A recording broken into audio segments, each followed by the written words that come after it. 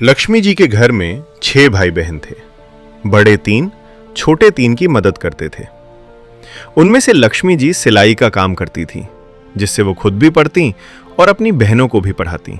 दूसरी तरफ थे भगवान दास जी, जिनके पिताजी के पास क्लब थे, रुतबा था, दौलत थी।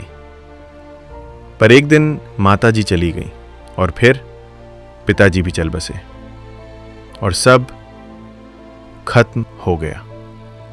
भगवान दास जी के पास अब बची तो सिर्फ 2 रुपए की चप्पल, और एक दिन वो चप्पल भी चली गई। भगवान दास जी अपने दोस्त के साथ साइकिल पर जा रहे थे, तभी उनके पैर से चप्पल स्लिप हो गई।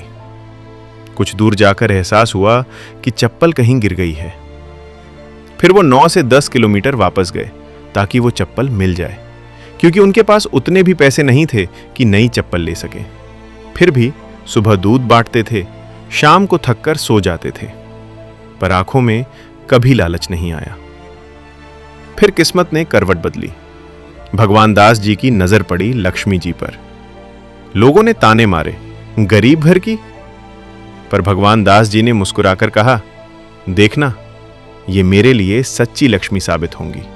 शादी हुई और सच में शादी के सिर्फ 6 महीने बाद साइकिल गायब, घर के बाहर चमचमाती बुलेट खड़ी। उस जमाने में जब पड़ोसियों के घर टेलीफोन भी सपना था, भगवान दास जी और लक्ष्मी जी के घर फोन की घंटी बजती थी। फिर भी जिंदगी ने कई तूफान दिखाए। हर बार नया बिजनेस, नया रिस्क।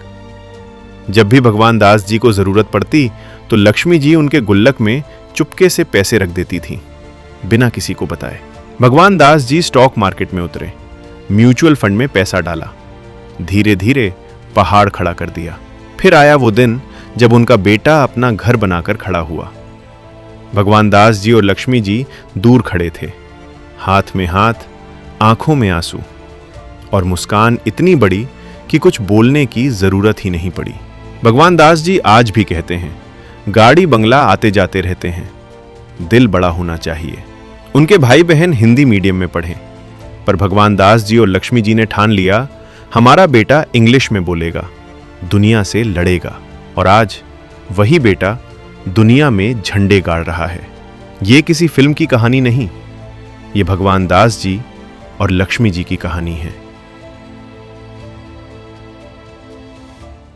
मेरे 2 बेटे हैं, संजय छोटा, एक बड़ा धीरज और है। मेरा दोनों बेटों पर बहुत नाज है। दोनों बेटे ऐसे हैं कि मतलब जैसे जिस तरीके से इंसान चाहता है वैसे ही है।